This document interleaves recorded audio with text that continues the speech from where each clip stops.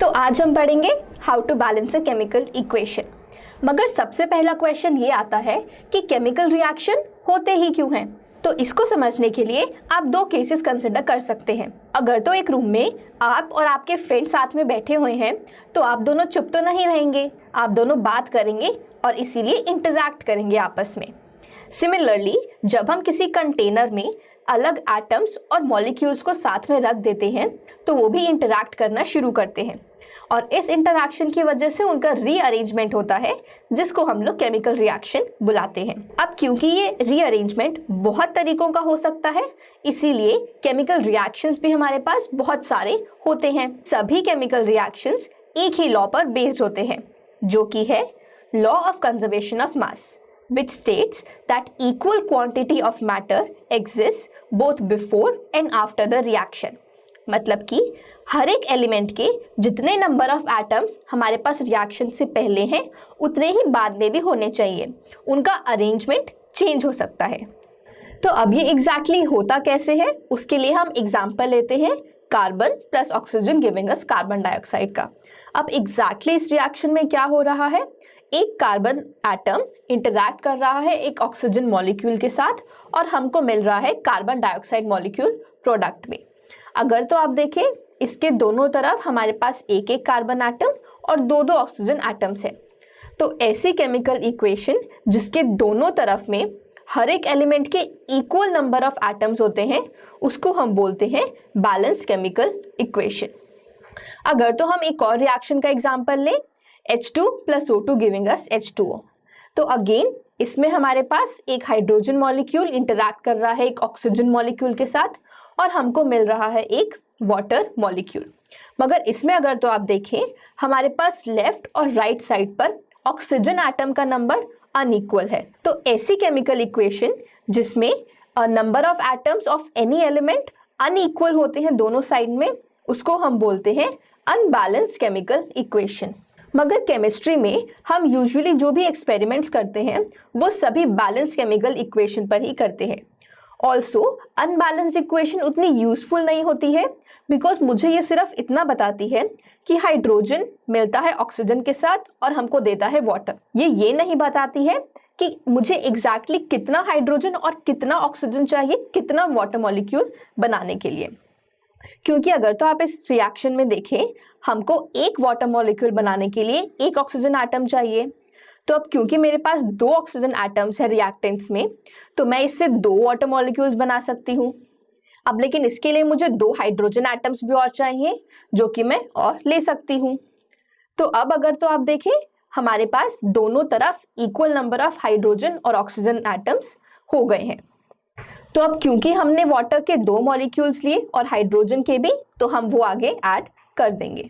तो इसीलिए अब हमारी इक्वेशन हो गई है बैलेंस। तो अभी आप लोग सोच रहे होंगे कि क्योंकि हमारे पास राइट साइड पर एक ऑक्सीजन एटम कम था तो हम सिंपली उसी को क्यों नहीं वहां पे जोड़ सकते। लेकिन अगर तो आप देखें कि ऐसा करने से हमारे पास यहाँ पर वाटर मॉलिक्यूल तो बचा ही नहीं, हमारे पास एक नया मॉलिक्यूल H2O2 बन गया है। अब क्योंकि एकदम नया केमिकल है तो हमारी केमिकल रिएक्शन ही बिल्कुल बदल गई है। ऑल्सो अब ऐसा करना एकदम बराबर होगा कहने के कि अगर तो मुझे अपने लंच में 6 चिकन लेग्स खानी है तो मैं बाहर जाऊं और 6 लेग्स वाली एक चिकन को ढूंढना शुरू कर दूं। अब ये तो आप कहेंगे कि मैं स्टूपिड हूं क्योंकि मुझे चाहिए 3 नॉर्मल 2 लेग की चिकन्स। सिमिलरली अगर तो मुझे ऑक्सीजन के 6 एटम्स चाहिए तो मुझे बाहर जाकर के एक O6 मॉलिक्यूल को ढूंढने की जरूरत नहीं है, मुझे चाहिए 3 नॉर्मल O2 मॉलिक्यूल्स। तो यहां से आप लोग ध्यान दें कि हम लोग हमेशा रिएक्शन में सबस्क्रिप्ट को नहीं चेंज करते हैं, सिर्फ कोएफिशिएंट को ही चेंज करते हैं। तो हमारी बैलेंस्ड इक्वेशन जो हमको यहाँ पर मिली है वो है 2H2 plus O2 giving us 2H2O। तो अब हम और एग्जांपल्स लेते हैं how to balance a chemical equation के। हमने यहाँ पर इक्वेशन ली है CH4 plus oxygen giving us carbon dioxide and water. तो कभी भी जब हमको कोई केमिकल इक्वेशन बैलेंस करनी होती है तो यूजुअली हम लोग हाइड्रोजन और ऑक्सीजन को लास्ट के लिए छोड़ देते हैं। ऑल्सो अगर तो हमारे पास कोई डाई एटॉमिक मॉलिक्यूल होता है तो उसको भी हम सबसे एंड में बैलेंस करते हैं। तो इसीलिए यहाँ पर हम लोग सबसे पहले बैलेंस करेंगे कार्बन उसके बाद हाइड्रोजन एंड देन ऑक्सीजन, क्योंकि उसका हमारे पास डायटोमिक मॉलिक्यूल है। तो अगर तो हम लेफ्ट हैंड साइड में देखें, हमारे पास कार्बन का एक एटम है और राइट साइड पर भी एक एटम है, तो कार्बन हमारा बैलेंस है।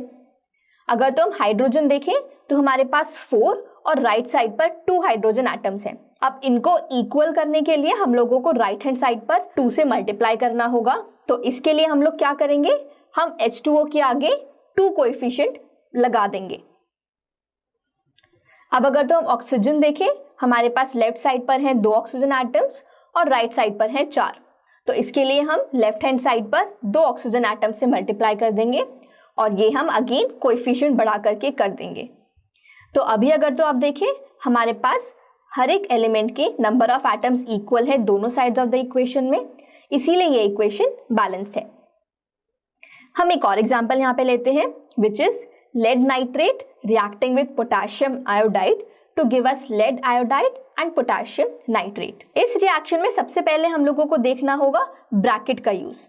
अगर तो आप देखें कि यहाँ पे ब्रैकेट के नीचे जो सबस्क्रिप्ट 2 है, उस सबस्क्रिप्ट को हम लोग ब्रैकेट के अंदर हर एक एलिमेंट के साथ मानते हैं। मतलब कि ये जो 2 है ये नाइट्रोजन और ऑक्सीजन दोनों के साथ है। तो यहाँ पे मेरे पास नाइट्रोजन के 2 एटम्स हैं और ऑक्सीजन के 3 × 2 = 6 एटम्स होंगे। अब इस इक्वेशन को बैलेंस करने के लिए मैं नाइट्रोजन और ऑक्सीजन को अलग अलग बैलेंस कर सकती हूँ, लेकिन कभी कभी अगर तो आप देखें कि हमारे पास लेफ्ट साइड और राइट साइड में एक ही सेम पॉलीएटॉमिक आयन होता है, तो हम उस पूरे को एक क्वांटिटी मान करके बैलेंस करें तो वो इजी रहता है। तो मैं यहाँ पर नाइट्रेट को NO3 करके ही बैलेंस करूंगी, क्योंकि मेरे पास दोनों साइड में है। तो अभी अगर तो हम देखें कि NO3 के बाद फिर हम बैलेंस करेंगे लेड को, फिर पोटेशियम और फिर आई को। तो अभी हमारे पास लेफ्ट साइड में है नाइट्रेट के 2 और राइट साइड में 1 है, जिसको हम इक्वल करने के लिए 2 से मल्टीप्लाई कर देंगे।